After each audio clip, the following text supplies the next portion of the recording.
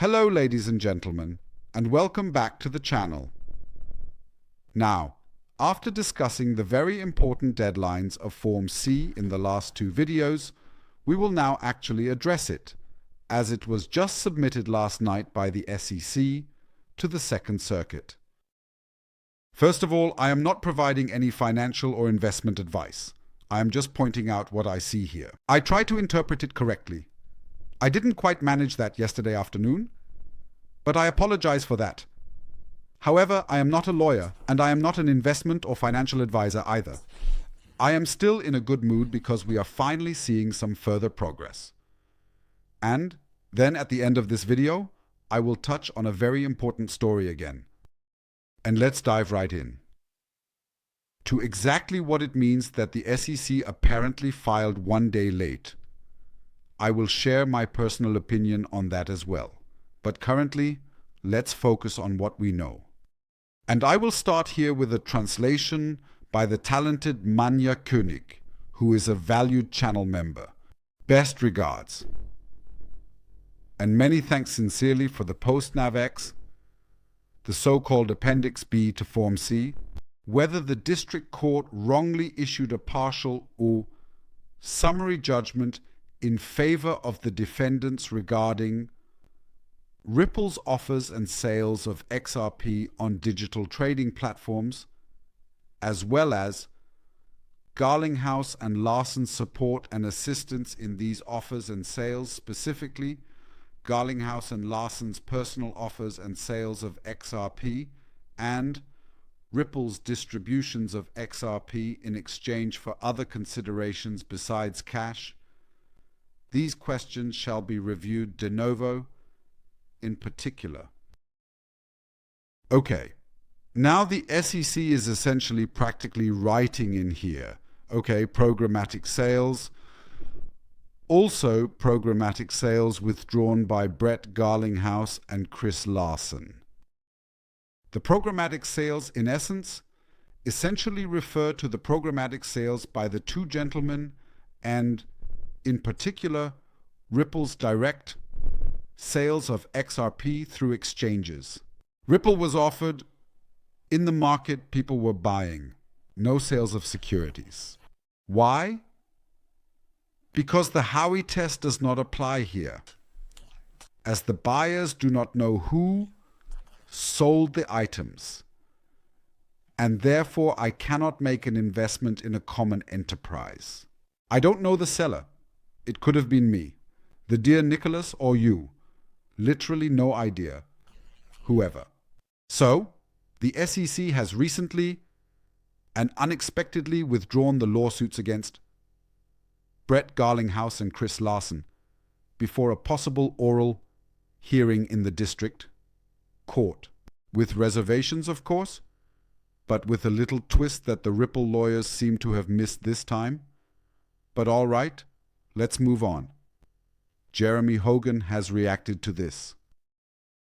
I have never been so absolutely excited to get a C since I was back in high school math in those days. Americans have a different grading system. We have a scale from 1 to 6, while they use A to F, so a 3.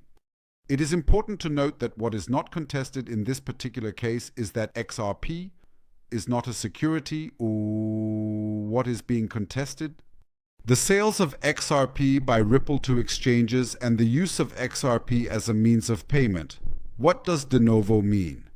This means that the appellate court essentially makes a determination on a pure question of law and does not need to refer to the trial court in any way regarding legal questions. What don't I like? The SEC entirely backed down when it had the opportunity to actually argue the case against Garlinghouse and Larson before a jury. And now it is ultimately trying to revive these claims. A chicken move, in his honest opinion. What this is really about is money. The injunction could potentially change if Ripple were to lose, but only in an indirect manner, specifically regarding compliance with the order. Let's move on. Fred Rispoli. Brief comments on that. Just when they thought they were unexpectedly and inevitably out, the game mysteriously pulled Brad and Chris back in once again. It reminds me of The Godfather. As I mentioned before, the SEC has never dismissed all lawsuits against these two, only the institutional sales. The SEC implies that it is still pursuing Brad Garlinghouse and Chris Larson in relation to the programmatic sales. I always found it strange that Ripple's lawyers never included more detailed language in the dismissal clause. The reference to the appeal against the summary judgment is ambiguous, in that it implies that the SEC has announced it can appeal any aspect of it. So there is the obvious, namely the programmatic sales and other distributions, and the less obvious question of whether XRP is inherently an investment contract. As of now, we will not know until the detailed briefing is officially released, but there is undoubtedly no doubt that it at least concerns the questions raised in the motion for a preliminary injunction. Interestingly indeed, the questions raised do not pertain to the final judgment that no disgorgement actually occurred, and to the amount of the civil penalty. The final judgment is indeed included in the appeal brief, so I would certainly bet that the SEC can still argue it in their briefing. But this looks like a mistake by the SEC to me. I am used to filing appeals in the Ninth Circuit, where we don't have this silly Form C. All I simply have to do in the appeal document is to state an appeal against the granting of this sum, this summary judgment. Apparently the Second Circuit seemingly just appears to often tend to like to take extra steps. The Second Circuit. I refer again to yesterday's video, as I will mention at the end who leads the Second Circuit, because that will be interesting, but more on that later. We are now going further down in this detailed and informative post, exploring various aspects and insights. No, I have something here, I have something here. And above all, Matt from Moon Lambo has also reacted and is asking again.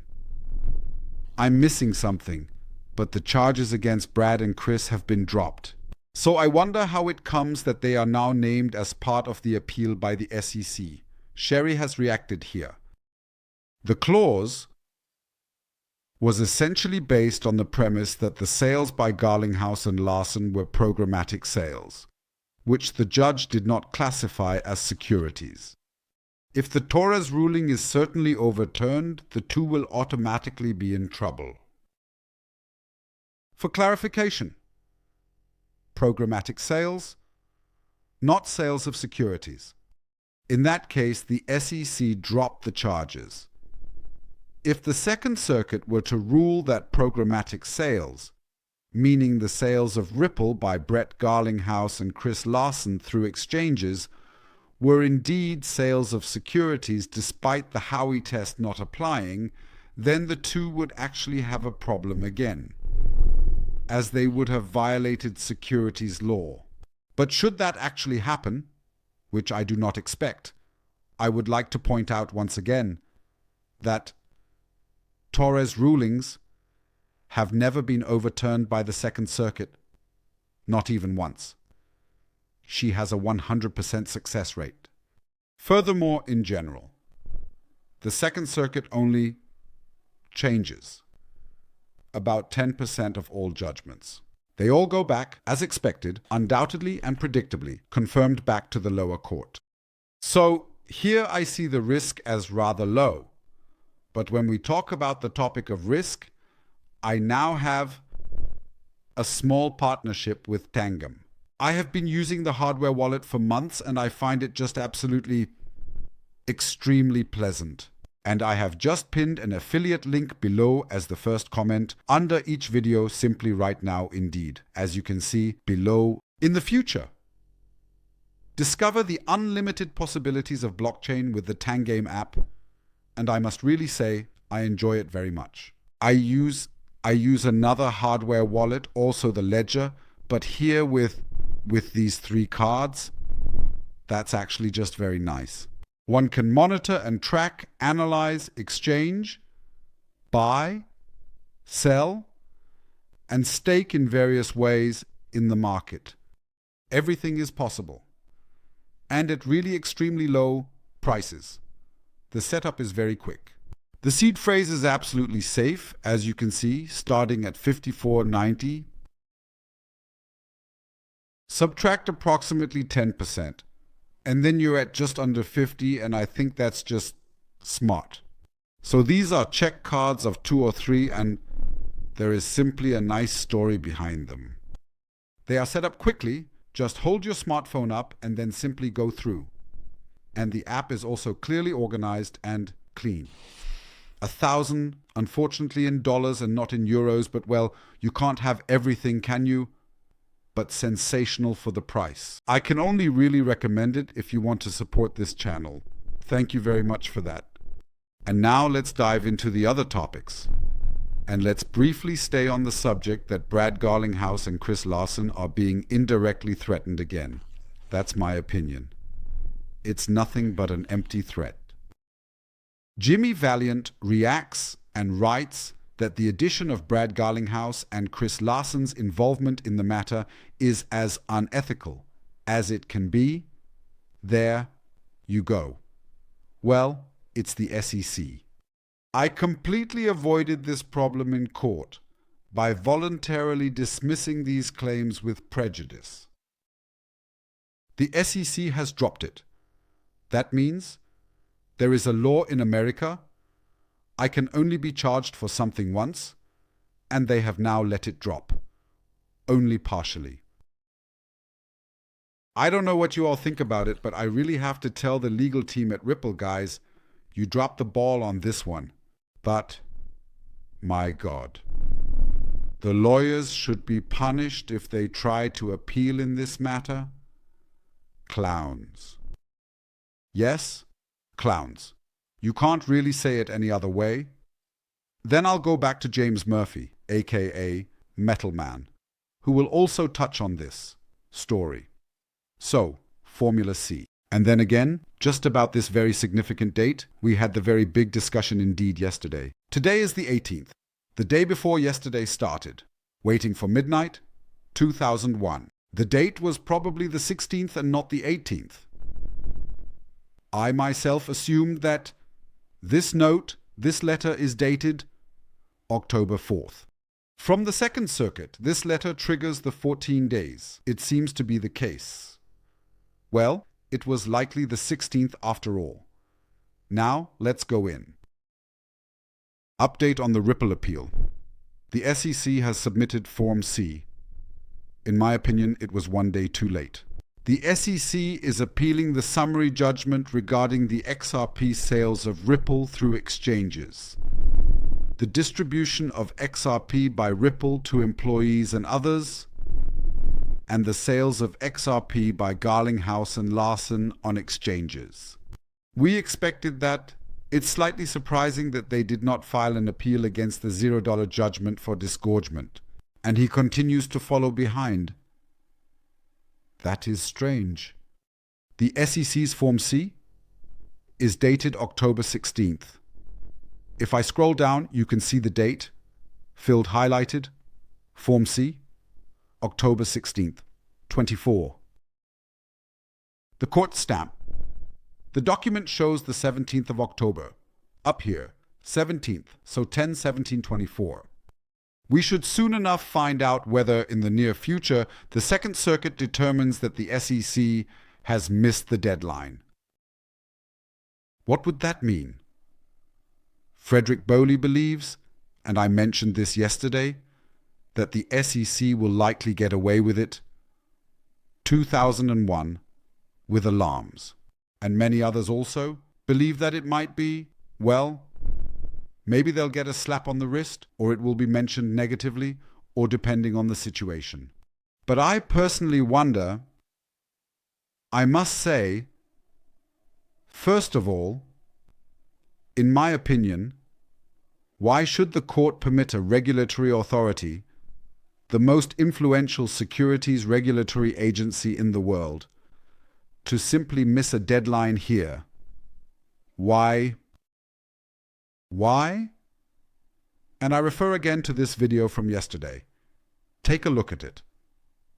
I discuss the head of the Second Circuit, or rather the head, Judge Livingston, a Republican, with also notable rulings in favor of Donald Trump. I am curious whether the court will respond, whether Ripple will respond, and how things will progress from there. How could this even happen? And I was just visiting a channel member, Michael, really last night, and I honestly expressed exactly what I have read a few times on X.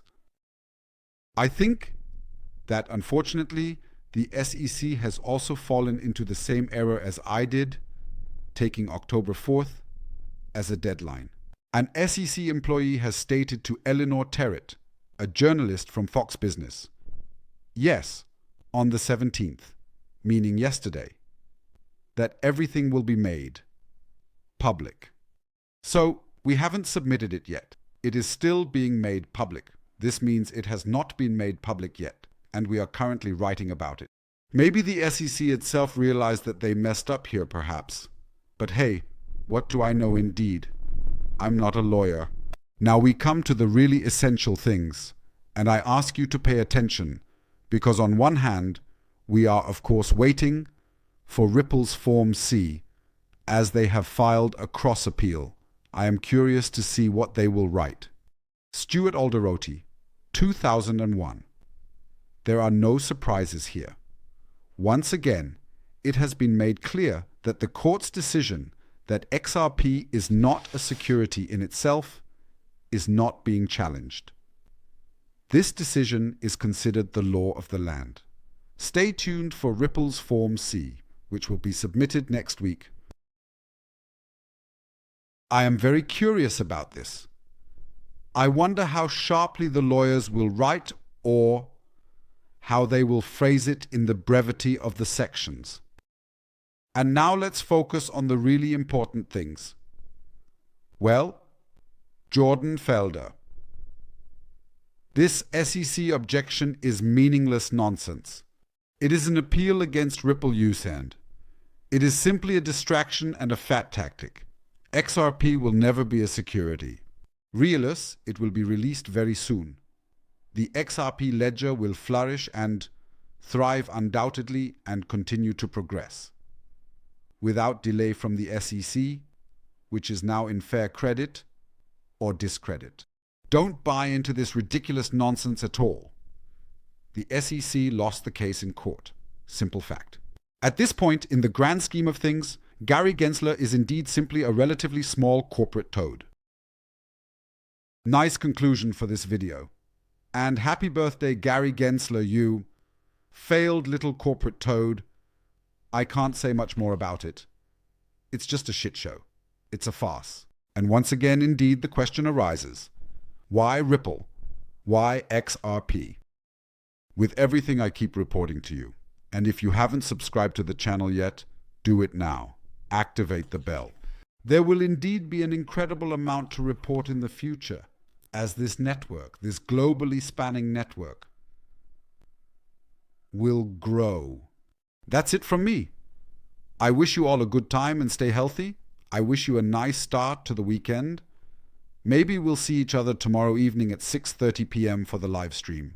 And otherwise, as usual, folks, thank you for your attention. We'll see you in the next video. Bye.